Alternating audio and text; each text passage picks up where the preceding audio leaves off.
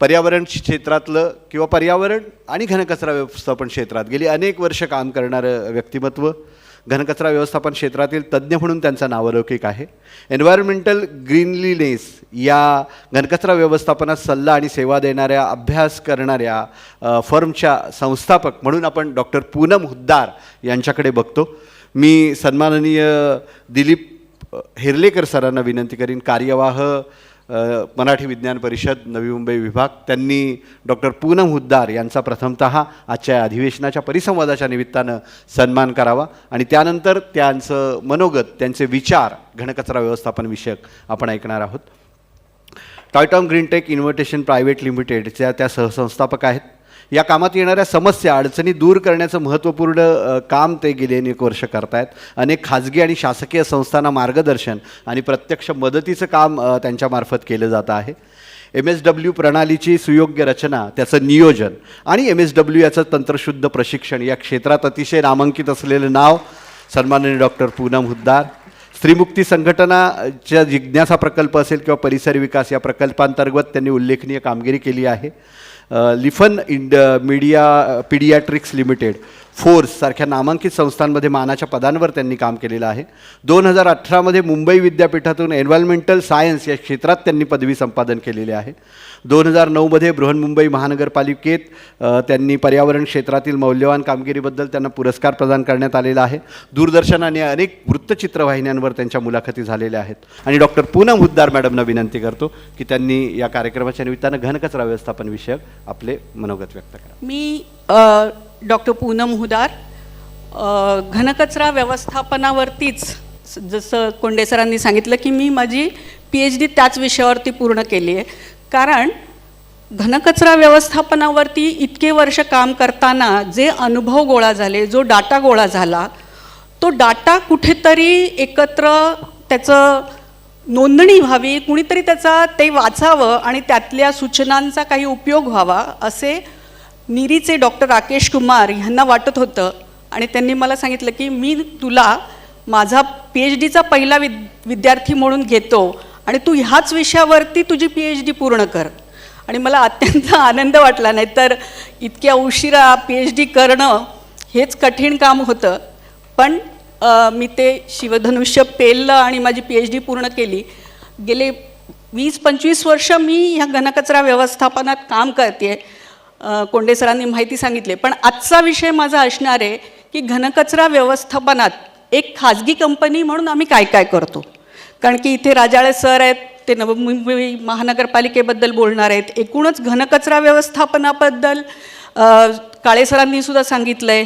मगदूम मॅडमसुद्धा त्यांच्या अनुभवातनं NGO किंवा non governmental organisations काय करतात हे सांगणार आहेत. तर माझा विषय असणार आहे की खाजगी क्षेत्रातल्या कंपन्या घनकचरा व्यवस्थापनासाठी काय करू शकतात. कारण हेच काम गेली जवळजवळ 20 वर्ष मी करते.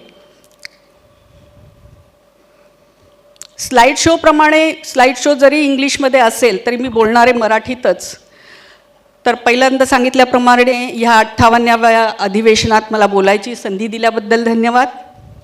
एकूणच काय असणार आहे तर मी एक 15 ते 20 मिनिटं बोलणार आहे की ओळख माझ्या कामाची काय आहे, आम्ही काय करतो आणि आमच्या अपेक्षा नागरिकांकडनं आणि लोकल बॉडीजकडनं म्हणजे महानगरपालिका किंवा नगरपालिका किंवा ग्रामपंचायत ह्यांच्याकडनं काय आहेत. हे 3च भाग महत्त्वाचे असणार आहेत. इंट्रोडक्शन, ह्याच्यात हे फोटो तुम्ही साधारणतः 2014 सालाच्या आधीचे थोडेसे आहेत. आग लागते देवनार डम्पिंग ग्राउंडला आणि असा धूर गुगलच्या चित्रामध्ये दिसतो. म्हणजे हे जे चित्र आहे धूर दिसणारं, ती 2 चित्र, ही धूर एवढ्या मोठ्या प्रमाणात देवनार डम्पिंग ग्राउंडचा की आकाशातनं ते चित्र घेतलं जातं आणि तिथे सुद्धा हा धूर दिसतोय. म्हणजे कल्पना करा की किती मोठ्या प्रमाणात तो धूर तिथे असतो. हे 2014 सालच्या आधीचं आहे. हे मी मुद्दामून आवर्जून सांगते कारण नुसत्या निगेटिव्ह गोष्टी बोलून होणार नाही आहेत, काही पॉझिटिव्ह गोष्टीसुद्धा सांगायला पाहिजेत. आपल्याला बडवे सरांनी सकाळी सांगितलं त्याप्रमाणे की स्वच्छ सर्वेक्षण हे जेव्हा 2014 सालापासून सुरू झालं हे चित्र बदलतं आहे आणि आशादायी चित्र तयार होतं आहे. हे अगदी नमूद करायला पाहिजे, कारण मी जेव्हा काम करत होते त्यावेळेला कचरा म्हणजे काय जे सांगितलं काळे सरांनी की कचरा म्हणजे माझी जबाबदारी नाही ही भावना होती. आज स्वच्छ सर्वेक्षणमुळे लोक कचऱ्याकडे हळूहळू का होईना पण संपत्ती म्हणून बघायला लागलेत. आम्हाला ओल्या कचऱ्याचं खत करायचं आहे हे सांगायला लागलेत. म्हणजे कुठेतरी जनजागृती नक्कीच होते, पण त्याचं प्रमाण कमी आहे. आणि ह्या प्रमाणात म्हणजे ह्या जनजागृतीत आम्हाला काय वाटतंय की नुसती माहिती देऊन नाही उपयोग होणार आहे. लॅक ऑफ नॉलेज हे तर आहेच, म्हणजे माहिती नाही हे आहेच. त्याबरोबर माहिती मिळून सुद्धा त्याचा उपयोग काय करायचा हे जे काळे सरांनी सांगितलं ते मला इथे अगदी अंडरलाईन नमूद करायचं आहे की खरंच म्हणजे जसं सिगरेट स्मोकिंगने कॅन्सर होतो हे पाकिटावर लिहिलं असतं तरी आम्ही सिगरेट स्मोकिंग करतो. आमच्या आजूबाजूला असणाऱ्या लहान मुलांना त्या धुराने त्रास होतो हे आम्हाला माहिती असतं तरी आम्ही सिगरेट स्मोकिंग करतो.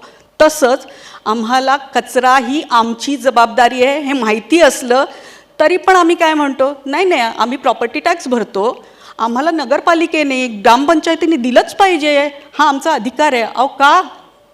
जे काळे सरांनी सांगितलं की केळं तुम्ही खाता ना, मग सालसुद्धा तुमचीच जबाबदारी आहे हे मी ठामपणे सांगते. कारण की ह्या विचार जेव्हा तुमचा रुजणार आहे तेव्हाच तुम्ही घनकचरा व्यवस्थापनाकडे नीट बघणार आहात, डोळे उघडून बघणार आहात. मी जे जे शब्द वापरते की डोळे उघडून बघायचा ह्याचा पुढे उल्लेख होणार आहे म्हणून मी हे मुद्दामून सांगते. दुसरं ह्याच्यात सरांनी सांगितलंच की माझ्याकडे नको, माझ्या अंगणात नको, कारण त्याला घाण वास येतो. अहो का घाण वास येतो समजून घ्या ना. काय होतं म्हणजे मी ज्यावेळेला ही अशा प्रकारची कुठल्याही संस्थेत कुठल्याही वयाच्या मुलांसमोर म्हणजे लोकांसमोर भाषण करते किंवा त्यांना माहिती सांगते त्यावेळेला मी स्वतःला एक हे दिलं की माझ्या बोलण्यामुळे जर मी 10 जणांना सांगत असेल तर त्यातले 2 जण तरी नाही नाही आम्हाला घनकचरा व्यवस्थापन करायचं असं म्हणायला लागले तर मी खुश होईल. मी इतकं कमीत कमी हे दिलं आहे. माझी अपेक्षा नाही की 10च्या 10नी, पण 10च्या 10 झाले तर खरोखर माझा देश म्हणजे फक्त नवी मुंबई शहर नाही हो, माझा देश जगातल्या सर्व स्वच्छतेत पहिला नंबर असेल असं मला वाटतंय. तर ते 10च्या 10 कसे होतील त्यासाठी मी प्रयत्न करते, पण त्या प्रयत्नाला समोरून पण प्रतिसाद यायला हवेत ही माझी इच्छा आहे. आता खरं म्हटलं तर मी मगाशी बोलले की घनकचरा व्यवस्थापनाचे खूप भाग आहेत. म्हणजे त्या सगळ्यावरती जाणं हे खूप वेळखाऊ होईल. ह्याच्यात मी महत्त्वाचे पॉईंट फक्त कवर करते की सरांनी जसं सांगितलं की आपली जीवनशैली बदलली. आपण इथे सारखं सारखं तेच सांगतोय. जर तुम्हाला आठवत असेल बरेचसे वयस्कर लोक आहेत, आपल्या लहानपणी आपल्या पाठच्या भावंडांना आपले वापरलेले कपडे, आपली पुस्तकं, आपल्या वह्या मिळत होत्या. आज तसं होत नाही हो. शाळेत सुद्धा काय सांगतात, एका पानावर लिहा, मागचं पान कोरं ठेवा. काय हे कशासाठी? का आपलं निसर्गाने आपल्याला दिलं आहे ते आत्ताच संपवून टाकायचं आहे का सगळं तुम्हाला? पुढच्या पिढीला देणार काय आहात? ह्याचा थोडा तरी विचार व्हावा. आपली जीवनपद्धती बदलावी. आपण आज इतके मोठे मोठे मॉल झालेत, उगतच्या उगत जाऊन कपडे घेऊन येतात आणि त्याच्या बॅगा कचऱ्यात टाकतायत. अहो का? किती तुम्ही जीवनपद्धती असं होतं का? बरेचसे जे सिनियर सिटीजन्स इथे आहेत तिथे बसलेले ते सांगतील की आम्हाला सणासुदीला 2 जोड मिळायचे, ते वर्षभर टिकवायला. दिवाळीत कपडे असायचे, कधी उठलं आणि कपडे खरेदी केले, होत होतं का? मग हे कोणामुळे बदललं आहे? आम्ही तेव्हा कपडे टिकवत होतो, तसे कपडे वापरत होतो आणि ते वापरलेले कपडे आमचे पाठची बहीण भावंड वापरत होती आनंदाने. असं नव्हतं त्याच्यात मी काय वापरणार, माझं वापरलेलं मी काय. ही कुठून आली आहे वृत्ती? आपणच खतपाणी घातलं आहे, आपणच विचार करायचं आहे. तर ह्याच्यावरती मी जास्त वेळ नाही घेणार आहे. ह्याच्यातले प्रॉब्लेम्स नंतर पण कवर होतील. कचरा म्हणजे काय आणि त्याचं वर्गीकरण करणं का गरजेचं आहे हाही भाग मला वाटतं वृषाली मॅडम घेतील. तर माझे जे पॉईंट्स आहेत त्याच्यावरती मी जास्त भर देणार आहे. वेस्ट मॅनेजमेंट किंवा घनकचरा व्यवस्थापनाचं योग्य व्यवस्थापन करणं, घनकचरा व्यवस्थापन हे योग्य पद्धतीने होण्यासाठी मुख्यत्वे करून काय आहे तर कचऱ्याचं वर्गीकरण. तर साधारणतः आम्ही काय सांगतो म्हणजे आता बाहेरच्या देशांच्यात इवन नवी मुंबई महानगरपालिकेने जी 2017 उपविधी काढलेली आहे नियमावलीची, जे हाही एक मोठा भाग आहे समजून घेण्याचा की काय नियमावली आहेत हेही माहिती नाही आहे. पण हे जर का बोलायला लागलं तर खूप वेळ जाईल माझा. तर निदान ओला आणि सुका ह्या 2 गोष्टी तरी आपण वेगळ्या करू शकतो का हो? काय कठीण आहे त्याच्यात? म्हणजे सरांनी सांगितलं की दुधाची पिशवी कशी कापतो, इथे तर आहेच, पण आजही लोक हे विचारतात दुधाची पिशवी ओला कचरा की सुका कचरा. अहो सोपी व्याख्या करूया ना. जे निसर्गातून आलं तो ओला कचरा, जे माणसाने तयार केलं तो सुका कचरा. आणि ही इतकी समजायला सोपी आहे की फुलं, भाजीपाला, फळफळावर तुम्ही करू शकता का तयार? नाही, त्याच्यासाठी तुम्हाला निसर्गाचीच मदत घ्यावी लागणार आहे. पण कागद, काच, पत्रा, प्लास्टिक हे सगळं आपण कारखान्यात तयार करतोय. आणि त्याच्यामुळे ओला कचरा हा शब्द वापरण्यापेक्षा निसर्गातून आलेला कचरा आणि सुका कचरा म्हणजे माणसांनी तयार केलेला कचरा, ह्या सोप्या व्याख्या जर का आपण ठेवल्या तर आपल्याला समजायला सोपं जातं, दुसऱ्यांनाही समजावून सांगता येतं. तर ह्या 2 ह्याच्यात तरी वेगळं ठेवा, त्यात तर काही कठीण नाही आहे. कचरा टाकण्यापूर्वी म्हणजे सरांनी तर खूप आयडियल सांगितलं की घराघरातनं कचराच जाऊ नये बाहेर. पण ही परिस्थिती आज मी ज्या ठिकाणी काम करते तितकी सोपी नाही आहे लोकांना. म्हणजे मीच सांगितलं की माहिती आहे सगळ्यांना, पण फॉलो कसं करायचं? अहो झोपडपट्टीत आम्हाला म्हटलं जातं की 2 डबे काय मॅडम, 1 डबा ठेवायला जागा नाही, कारण आहे त्या जागेतच आम्हाला माणसं झोपवावी लागतात, तिथेच स्वयंपाक करावा लागतो, तिथेच आजारी माणसाची सेवा करावी लागते. तर अशा ठिकाणी 2 डबे ठेवणार कसे? हे प्रश्न आहेत. ह्या प्रश्नांना आपल्याला उत्तरं द्यावी लागणार आहेत. आणि तेच स्पेशलायझेशन म्हणून आम्ही करतो आहे. आम्ही जे लोकांच्या गरजेप्रमाणे त्यांना सोल्युशन देतो. सगळ्यात मोठी जी स्टेप असते की कचरा मिक्स होतो, वेस्ट सेग्रिगेशन किंवा कचऱ्याचं वर्गीकरण कसं करायचं, तर ते मी सांगितलं आहे की ओला कचरा आणि सुका कचरा म्हणजे काय, त्याबद्दल मी जास्त बोलणार नाही. आत्ता महत्त्वाचा जे माझा भाग आहे तो आहे की आम्ही काय करतो. तर सगळ्यात पहिल्यांदा आम्ही म्हणजे माझ्या कंपन्या जी एक एन्व्हायरमेंटल ग्रीननेस जी मी प्रोप्रायटी म्हणून काम करते, तिथे मी अवेअरनेससाठी किंवा जनजागृतीसाठी काम करते.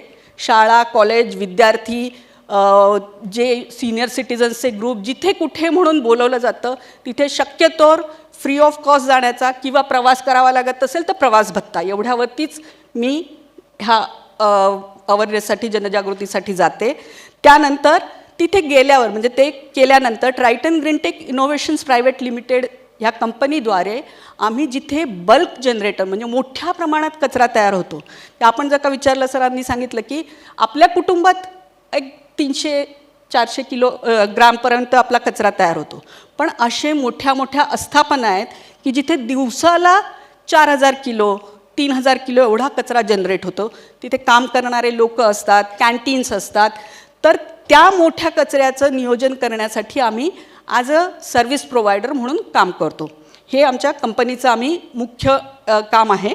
तर त्यातनं आम्ही सुरुवात करताना काय करतो की कोणालाही सरसकट सगळ्यांना एकच औषध नाही देऊ शकत. प्रत्येक रोग्याला वेगळं औषध असतं. त्याप्रमाणे प्रत्येक ठिकाणी आम्ही जाऊन आधी त्या कचऱ्याचं निरीक्षण करतो, त्याचं मोजमाप करतो. कुठल्या प्रकारचा कचरा येतो आहे, किती वाजता येतो आहे, तो कशा प्रकारे आणला जातो आहे, ह्या सगळ्याचं मोजमाप करतो. त्यानंतर आम्ही कुणाला आम्ही सर्व्हिस देणार आहोत त्यांचं एक सर्वेक्षण करतो. म्हणजे काय, तर आम्ही साधारणतः आर्थिक परिस्थिती समजून घेतो. म्हणजे मगाशीच मी सांगितलं की झोपडपट्टीत जे मी सोल्युशन देईन ते सोल्युशन एखाद्या हायराईज बिल्डिंगला नाही देऊ शकत. त्यासाठी मला वेगळाच विचार करावा लागतो, कारण की त्यांचा कचरा वेगळा असतो.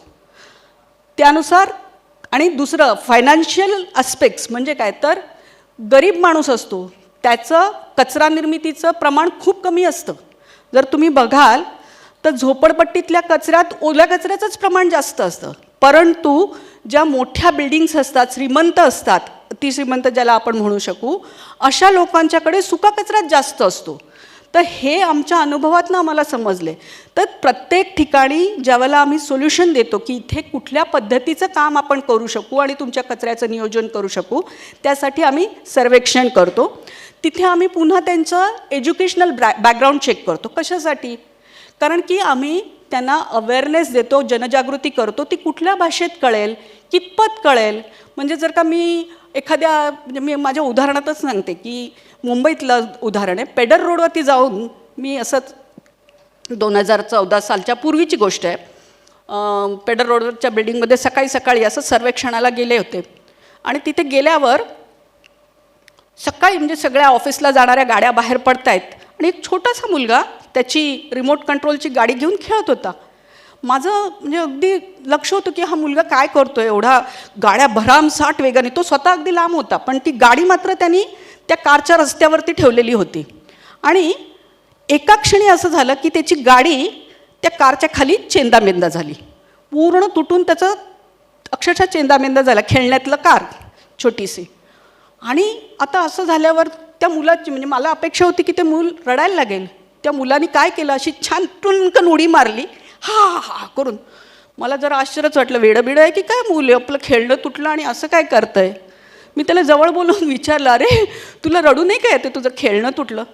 नाही नाही बरं झालं ना, माझी आई मला नवीन टॉय आणून देणार नव्हती हे तुटल्याशिवाय. म्हणून त्यांनी त्या खेळण्याचा तुकडे तुकडे केले, पण त्याला हे शिकवलं नव्हतं की हे खेळणं तुला कंटाळा आला आहे ना, एवढी आर्थिक परिस्थिती चांगली आहे की ते खेळणं आपण कुठल्या तरी दुसऱ्या गरीब मुलाला देऊया आणि तुझ्यासाठी नवीन आणूया. एवढी परिस्थिती असताना त्या मुलाला काय शिकवलं गेलं, मला नको आहे तर मी काय करीन, तोडून टाकीन, कचऱ्यात टाकीन. ही वृत्ती जोपर्यंत आपण बदलत नाही आहोत, ही वृत्ती आता झोपडपट्टीत दिसत नाही.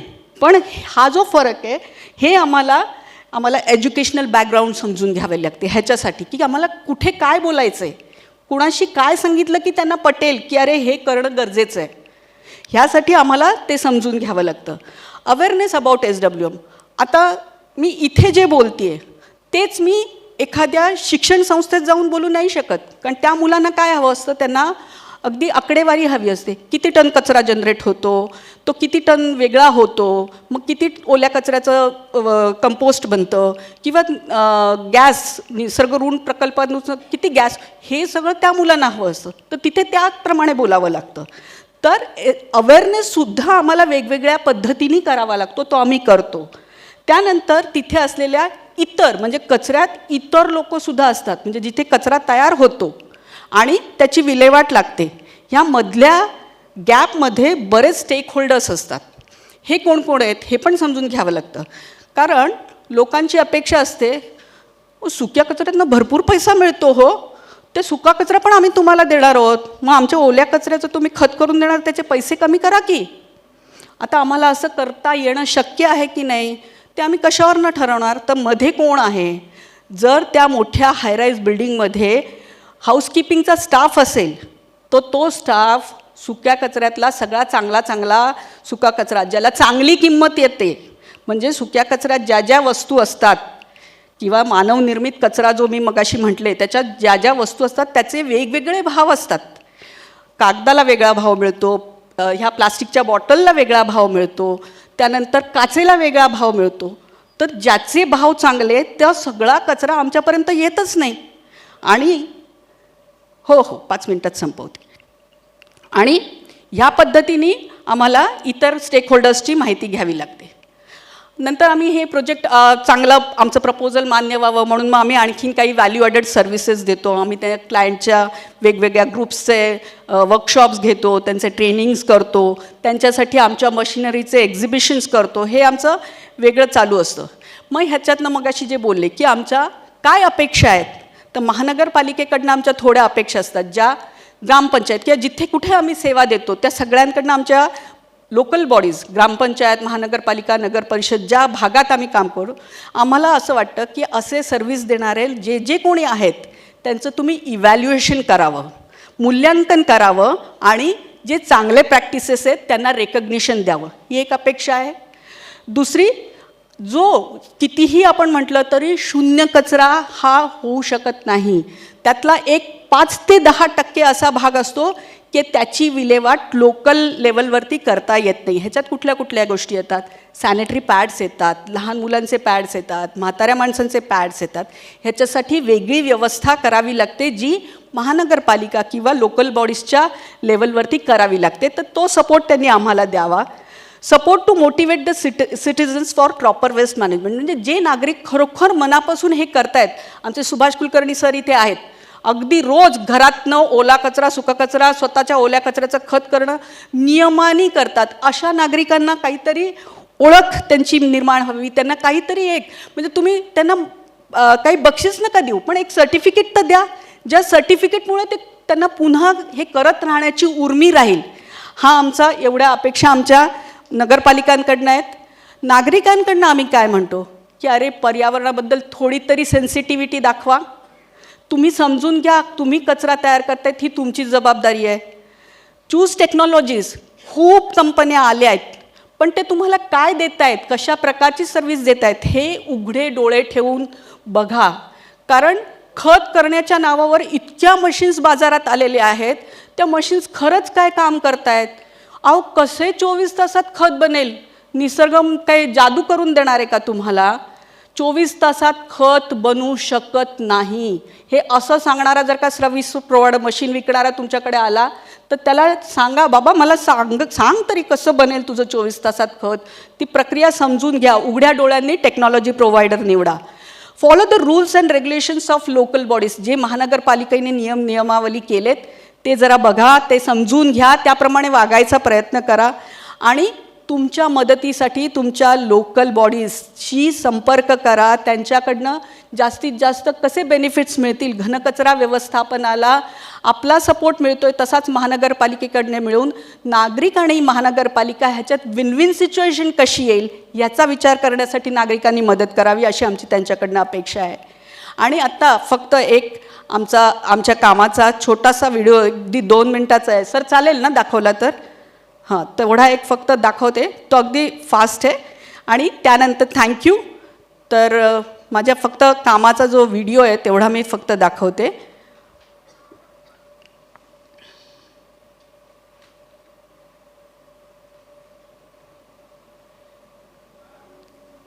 हा मुंबईतलं म्हणजे नवी मुंबईतलंच आमचं काम आहे. एक मोठा आस्थापना जिथे दिवसाला साधारणतः 4000 टन कचरा तयार होतो. त्यातल्या ह्या ओल्या कचऱ्याचं खत बनवण्यासाठी ही मशीन आम्ही दिलेली आहे. माझे कामगार तिथे काम करतात आणि पूर्ण दिवस हा कामाचा त्यांचा वेळ जात असतो. ओला कचरा ह्या मशीनमध्ये टाकला जातो. संपूर्ण प्रोसेस तुम्हाला कळण्यासाठी मी हा व्हिडिओ दाखवते. प्रत्येक ठिकाणी वेगवेगळ्या प्रकारचं मशीन वापरलं जातं, कारण किती क्वांटिटीमध्ये कचरा तयार होतो आहे त्यावरती मशीनची हे ठरते. वेगवेगळ्या साईजच्या मशीन्स आहेत. नंतर हे मशीन चालवलं जातं, त्यामुळे त्या कचऱ्याचं पूर्ण एकजीव तो कचरा होतो. आता परत ते मशीनचं दार उघडलं आहे, त्याच्यात आता आम्ही एक त्या कचऱ्याचा वास येऊ नये म्हणून एक वासासाठी पावडर मिक्स करतो आणि दुसरी पावडर यूज करतो. ती त्या कचऱ्यामध्ये आम्ही बायोकल्चर म्हणजे जे बॅक्टेरियाज असतात ते फास्ट होण्यासाठी आम्ही ते वापरतो. आता ह्याच्यानंतर परत एक 5 मिनटं मशीन हे होईल आणि अशा प्रकारे त्या कचऱ्याचं पूर्ण रंगरूप बदलून जातं. कचऱ्याला त्रास केव्हा होतो? सरांनी तर सांगितलंच की कचऱ्याला कचरा म्हणू नका, संपत्ती म्हणा. तर ही संपत्ती तयार होण्याच्या आधीची एक पायरी आहे. हे क्युरिंग सिस्टीममध्ये आम्ही हे ठेवतो. साधारणतः 15 ते 17 दिवस ह्या प्रकारे इथे कचरा ठेवला जातो आणि त्यानंतर ह्या कचऱ्याचं खत तयार होतं, जे आम्ही पॅकिंग करून आमच्या क्लायंटलाच परत देऊन टाकतो आणि ते संपूर्ण त्यांच्या गार्डनमध्ये ते वापरतात. आम्हाला एक अंशाचा सुद्धा कचरा परत मिळत नाही. हे तयार झालेलं म्हणजे 17-18 दिवसानंतर हे अशा पद्धतीचं खत तयार होतं. त्याचं व्यवस्थित पॅकिंग होतं आणि ते झाडांसाठी वापरलं जातं. तर ही आमची एक प्रोसेस दाखवली. आमची विविध प्रकारची उपकरणं आम्ही देतो. साईजनुसार किती किलोचा कचरा तयार होतो त्याप्रमाणे मशीन देतो आणि या पद्धतीने माझ्या माणसांना आम्ही ट्रेनिंग देऊन हे पाठवलेलं असतं. ठीक आहे. म्हणजे मला फक्त एवढंच सांगायचं ह्याच्यातले माझं हे थांबवते. आम्ही नंतर प्रश्न उत्तरांच्या याच्यात काही प्रश्न असतील तर मी उत्तर द्यायला इथे असणार आहे आणि 1 to 1 सुद्धा तुम्ही मला काहीही विचारू शकता. फक्त कोविडच्या काळात हा बनवलेला व्हिडिओ आहे. कोविडच्या काळात माझ्या कंपनीतर्फे एकाही कामगाराला आम्ही काढलं नव्हतं आणि पूर्ण कोविडच्या काळात माझ्या सर्व क्लायंट्सना जिथे जिथे कचरा निर्माण होतोय तिथे तिथे आम्ही सर्व्हिस दिलेली होती आणि त्याच्यामुळे आमचे सगळे क्लायंट्स आमच्यावरती खुश आहेत आणि आमचं काम कंटिन्युएशनमध्ये चालू आहे. कोविडच्या काळात सुद्धा माझ्या कामगारांनी काम केलेलं होतं त्यावेळेला सुद्धा, कारण कचरा कंटिन्युअस चालू असतो आजारपण असलं तरीसुद्धा. Thank you very much. शांतपणे ऐकून घेतल्याबद्दल थँक्यू.